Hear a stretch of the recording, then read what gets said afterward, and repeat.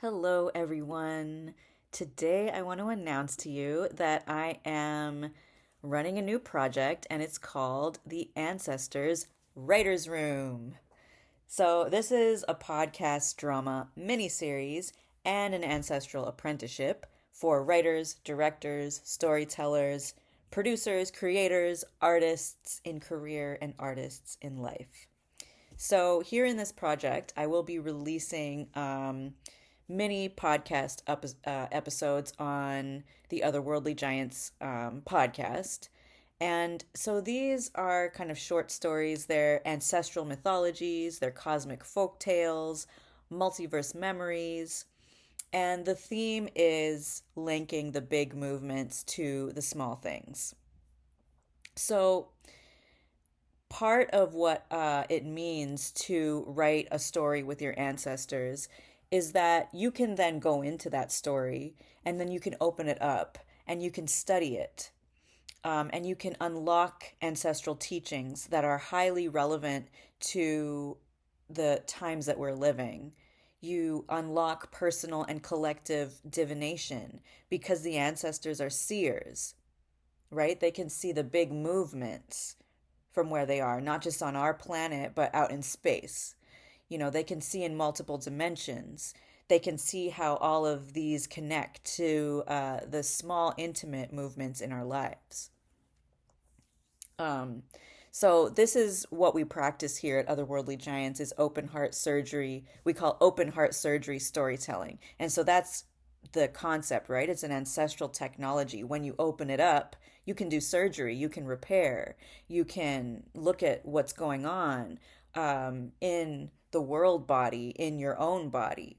And you can do energy healing work there. So, what I want to do with this project is not only share these stories, but I want to take you know, um, add an extra space to break down and open up and show you kind of like the behind the scenes of how I would go doing this energetic repair, right? And unlocking these stories. Um, yeah, so I'll be doing that through writer director commentary on all the episodes and then sharing food for thought, insights, practices on ancestral or spirit led storytelling. Um, yeah.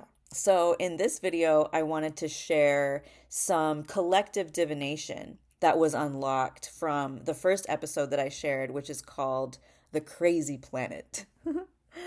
Um, and in that first episode, we really did kind of lay down the main overarching theme, which is like about the big movements and the small things. So here's the divination that I want to pull out of that episode, that I see reflected in the collective. Many people are noticing small things going wrong in their daily lives. So things that used to work don't work anymore. Ways that you used to protect yourself, or habits, or even addictions that before you were kind of like, this is fine. It's not so fine anymore, or they're not working as well as they once did. So I know that many magical people right now are needing updates with their energetic protection, their protocols or their practices around how you protect your energy, and how that's showing up can be confusing because it's like not always super straightforward of like what the problem is or the solution or how to address it. So here's what I see is that, we are in a huge moment of personal and collective ascension, a really huge paradigm shift.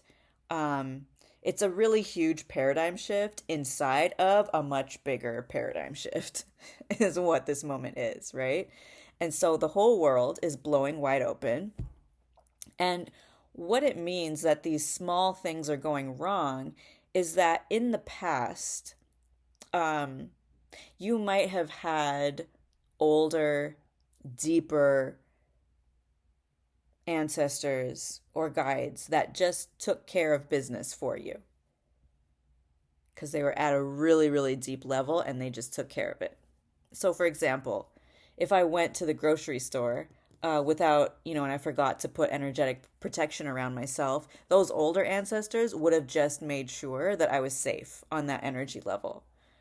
Or even if I had like a certain practice of energetic protection before I went to bed, like in a lot of cases, some people are like, my tried and true practices are not working anymore. Um, and so, yeah, it's like because you need something deeper now, you need an update.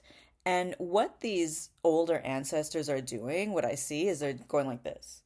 They're going hands off. So they won't just do it for you anymore. They want you to learn and practice how they do it and how they were doing it for you.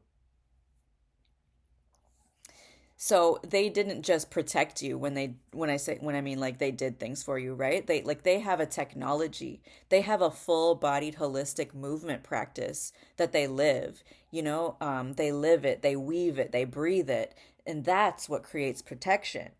And that's why it's confusing to be like, well, how do I just protect myself? Because it's not about just switching um, one practice for another. It's actually about shifting paradigms and going deeper. And then you have, oh, there's a whole new way of moving through my day that that they're trying to teach me,